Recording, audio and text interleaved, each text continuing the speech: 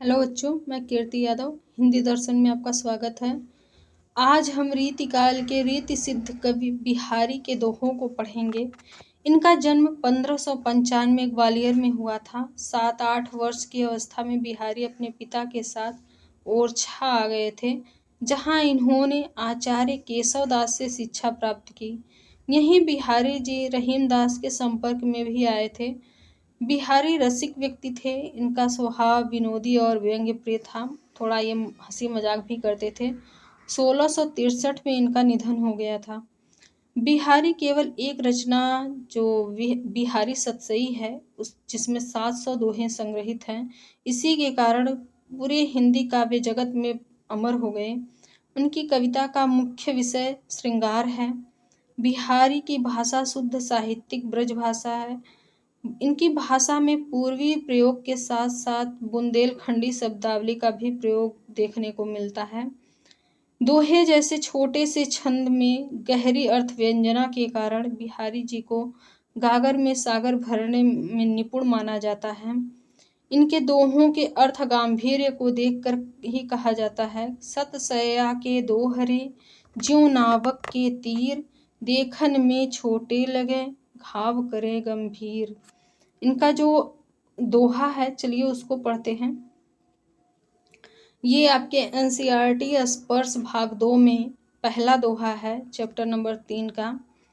सोहत ओढ़े पीत पटु श्याम सलोने गात, मनो नील मणि शैल पर आतप पर्यो प्रभात। इस दोहे में बिहारी लाल कहते हैं कि श्री कृष्ण सोहत मतलब सुशोभित हो रहे हैं, सुंदर लग रहे हैं। ओढ़ करके पीत पट पीतांबर पीले वस्त्र को, श्याम मतलब श्री कृष्ण, सलोनी मतलब सांवले, गात मतलब शरीर पे। श्री कृष्ण अपने सांवले सलोने शरीर पे पीतांबर पहनकर या पीले वस्त्र पहन करके इतने सुंदर लग रहे हैं, ऐसे सुशोभित हो रहे हैं मानो नीलमणि शैल पर, नीलमणि पर्वत पे, आतप पर्यो प्रभात, आतप मतलब धूप, पर्यो मतलब पड़ रही हैं, प्रभात मतलब सुबह की। तो ऐसा देख करके उनको लग रहा है कि जैसे नीलमणि पर्वत पर सुबह की धूप की किरणें, धूप की पीली पीली किरणें आकर के पड़ रही हों। श्री कृष्ण का शरीर सांवला है और नीलमणि शैल भी सांवला है, मतलब नीले कलर का है दोनों लोगों का। और धूप की किरणें जो होती हैं वो पीली होती हैं, श्री कृष्ण का पीतांबर पीला है। तो दोनों की समानता दिखाते हुए कहते हैं कवि कि श्री कृष्ण अपने सुंदर सलोने शरीर पे पीतांबर पहने इतने सुशोभित हो रहे हैं मानो नीलमणि पर्वत पर सुबह सुबह प्रभात की किरणें या सुबह की धूप की किरणें आकर के पड़ रही हों। इसकी व्याख्या यहाँ पे दी गई है, आप चाहें तो पढ़ लें, नहीं तो इसको अगर आप चाहें तो इसका पीडीएफ डिस्क्रिप्शन बॉक्स में दिए गए टेलीग्राम के लिंक से डाउनलोड कर सकते हैं आप लोग। अगर आपको वीडियो ये पसंद आता है तो चैनल को लाइक शेयर और सब्सक्राइब करके जरूर जाएं। और इस अगला है दोहा, कहलाने एकत बसत अहि मयूर मृग बाघ, जगत तपोवन शौकियो दीरग दाघ निदाघ। इसमें गर्मी की भयानकता के बारे में बताते हुए कवि कहते हैं कि कहने को तो एकत मतलब एक ही जगह पे, बसत निवास करते हैं, अहि सर्प, मयूर मोर, मृग हिरण बाघ, जगत तपोवन शौकियो, तपोवन मतलब जहाँ पे तप किया जाता है उस वन को तपोवन कहते हैं। शौकियो के समान कर दिया है, दीर्घ दाघ, दीर्घ दाघ माने भयंकर गर्मी, निदाघ ग्रीष्म की, गर्मी की। तो दूसरी लाइन से अर्थ देखेंगे, भीषण गर्मी ने या ग्रीष्म ऋतु की भीषण गर्मी ने संसार को तपोवन के समान बना दिया है, संसार को तपोवन के समान बना दिया है, जिसके कारण सर्प मोर के साथ, हिरन बाघ के साथ में जंगल में एक ही साथ निवास करें। इतनी भीषण गर्मी है, सारे जीव जंतु बेहाल हो गए हैं गर्मी के कारण। तो जंगल में स्रोत तो एक ही होगा, प्यास बुझाने के लिए एक जगह जाएंगे, छाया पाने के लिए एक ही जगह पे रहेंगे, तो सारे जीव जंतु एक ही जगह पे निवास करने लगे हैं इतनी गर्मी की वजह से। जिस प्रकार से तपोवन में तपस्वी लोग तप करते हैं, एक दूसरे से भेदभाव नहीं रखते हैं, उसी तरह से आपसी द्वेष को भूल करके सारे जीव जंतु एक साथ रह रहे हैं। इसकी व्याख्या यहाँ पे है, आप चाहे पढ़ लें, थोड़ी सी वीडियो को पॉज करके। आगे है, बतरस लालच लाल की मुरली धरी लुकाई, सौह करें फोहनु हंसै दैन कहें नट जाय। बतरस बातों के रस के कारण, बातों में जो आनंद मिलता है उसके कारण, उसकी लालच में, लाल की मतलब श्री कृष्ण की, मुरली धरी लुकाई, लुकाई मतलब छिपा करके। गोपियां जो हैं वो श्री कृष्ण से बात करना चाहती हैं, उनसे बात करने में उनको आनंद आ रहा है, उनकी बातें सुनने में उनको खुशी मिल रही है, तो वो क्या कर रही हैं, श्री कृष्ण के बातों के लालच में, बातों का आनंद लेने के लालच में उनकी मुरली को छिपा करके रखते रही हैं और सौह करें, शपथ लेती हैं, कसमें खाती हैं कि मैंने मुरली तो नहीं चुराई है, और भौहनु हंसे, अपनी भौहों से हंस रही हैं, दैन कहें, देने के लिए कहती हैं, नटी जाई, और फिर मना कर देती हैं, श्री कृष्ण को परेशान करती हैं, वो उनकी बातें सुनना चाहती हैं, इसलिए श्री कृष्ण की मुरली को गोपियां चुरा कर रख लेती हैं, शपथ खाती हैं कि मैंने मुरली नहीं चुराई, फिर अपने भौहों से थोड़ा मजाक करते हुए हंस देती हैं और उनको मुरली देने का कह के फिर मना कर देती हैं। इसकी व्याख्या यहाँ पे है, अगला दोहा है, कहत नटत रीझत खीझत मिलत खिलत लजियात, भरे भवन में करत हैं नैनन ही सब बात।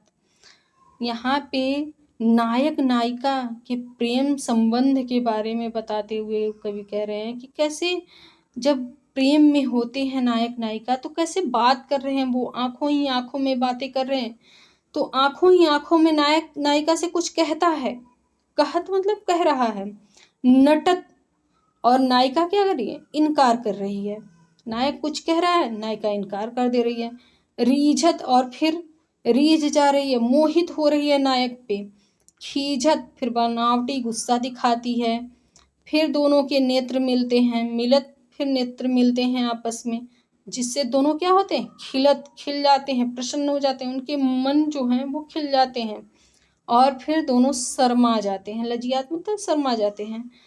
पहले तो नायक कुछ कहता है, नायिका मना कर देती है, फिर उस पे उसकी बातों पे मोहित हो करके फिर बनावटी गुस्सा दिखाती है और अपने नेत्रों को झुका लेती है, फिर दोनों के नेत्र मिलते हैं, दोनों प्रसन्न हो जाते हैं और शर्मा जाते हैं।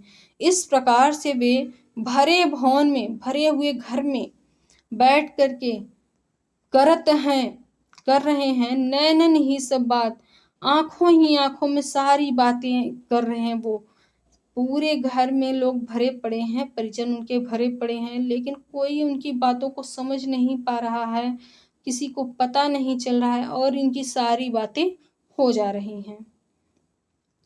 इसकी व्याख्या यहाँ पे है, आप पढ़ लें चाहे तो। अगला दोहा है, बैठी रही अति सघन बन, बैठी सदन तन माह, देख दोपहरी जेठ की छाह चाहती छाह। बैठी रही अति सघन वन, सघन वन मतलब घने जंगलों में, बैठी घुस करके, सदन तन घर में, माह के अंदर, तो कवि यहाँ पे बता रहे हैं इतनी भीषण गर्मी जून के महीने में पड़ रही है कि छाया जो है वो सघन घने जंगलों में बैठी हुई है, जाकर के छिप गई है वहां पे, या फिर वो किसी घर के अंदर जाके छिप गई है, घुस गई है। देख दोपहरी जेठ की दोपहर को देख करके, जून के महीने की दोपहर को देख करके, छाया भी, छाहों मतलब छाया भी, चाहती छाया ढूंढ रही है, छाया को चाह रही है, छाया भी छाया ढूंढ रही है। इतनी भीषण गर्मी पड़ रही है जून के महीने में कि छाया आपको या तो घने जंगलों में पेड़ों के नीचे मिलेगी या किसी घर के अंदर मिलेगी, इतनी भयानक दोपहर में, और आपको छाया कहाँ पे मिलेगी। इसलिए वो कह रहे हैं कि छाया भी जाकर के घने जंगलों में बैठ गई है या किसी घर के अंदर घुसी पड़ी है, और इस प्रकार से दोपहर को देख करके छाया भी छाया को ढूंढ रही है। इसकी व्याख्या यहाँ पे है। अगला दोहा है, कागद पर लिखत न बनत, कहत संदेश उलझात, कहीं है सब तेरो हिये, मेरे हिये की बात।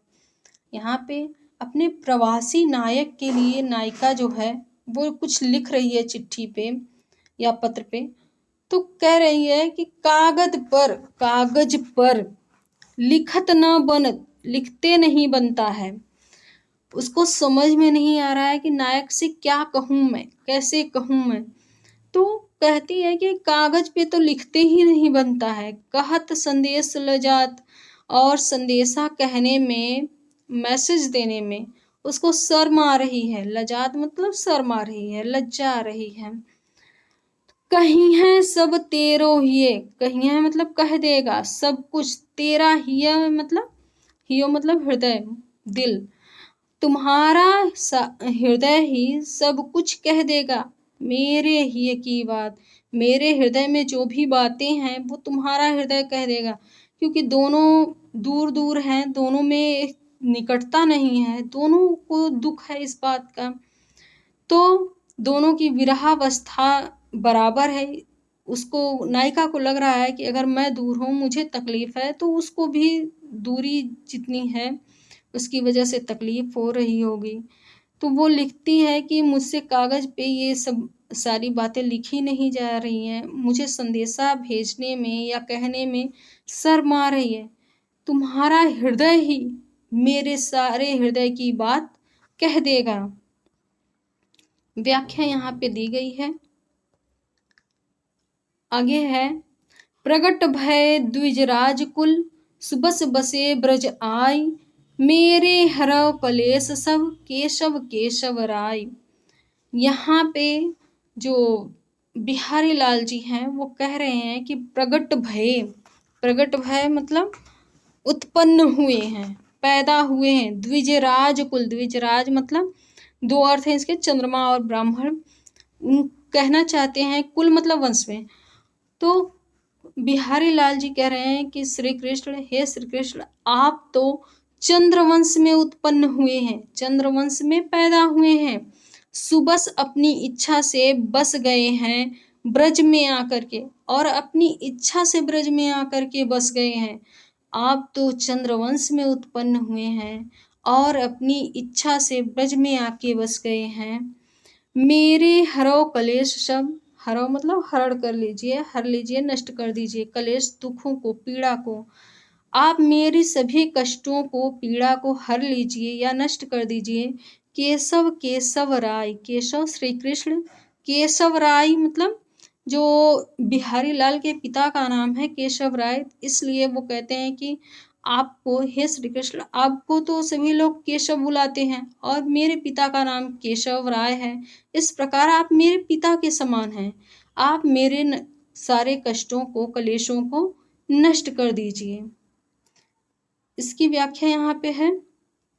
अगला दोहा है, जप माला छापै तिलक, सरय न एको काम, मन काचय नाचय वृथा, साचय राचय राम। इसमें जो धर्म के आडंबर हैं उनका विरोध करते हुए बिहारी लाल जी कहते हैं कि जप माला, जो माला लेकर के लोग 108 माला ऐसे कुछ लेकर के जाप करते हैं, उसके बारे में कह रहे हैं कि माला लेकर के जाप करने से, छापे वाले वस्त्र पहनने से, राम नामी छापे वाले वस्त्र लोग पहन लेते हैं, छापा लगा करके घूमते हैं माथे पे भी, और तिलक जो चंदन का तिलक लगाते हैं अपने आप को भक्त दिखाने के लिए, उसके बारे में कह रहे हैं कि जप करने से, माला फेरने से, छापे लगाने से या तिलक लगाने से, सरय न एको काम, सरय मतलब सिद्ध नहीं होता, सरय सिद्ध नहीं होता एक भी काम, एक भी काम सिद्ध नहीं होता, मन काचे कच्चा मन, बिना भक्ति वाला मन जो झूठी भक्ति दिखाते हैं। नाचे मतलब भटकता है वृथा बेकार में। कच्चे मन वाला या बिना भक्ति वाला मन केवल संसार के भवसागर में बेकार में ही भटकता रहता है। साचय राचय राम, ईश्वर तो राचय मतलब प्रसन्न होते हैं, साचय मतलब सच्चाई से, राम मतलब ईश्वर। तो ईश्वर तो केवल सच्चाई से, सच्ची भक्ति से प्रसन्न होते हैं। व्याख्या यहाँ पे देख लीजिए आप। ये खत्म हो गया है, हाँ ये लास्ट है। तो इसके बाद अगर आपको ये वीडियो पसंद आया हो तो चैनल को लाइक शेयर और सब्सक्राइब करके ज़रूर जाएं। अगर इसका PDF आप लोग टेलीग्राम लिंक से जो डिस्क्रिप्शन बॉक्स में दी गई है उससे डाउनलोड कर सकते हैं। मिलते हैं दूसरे वीडियो में, तब तक के लिए नमस्कार।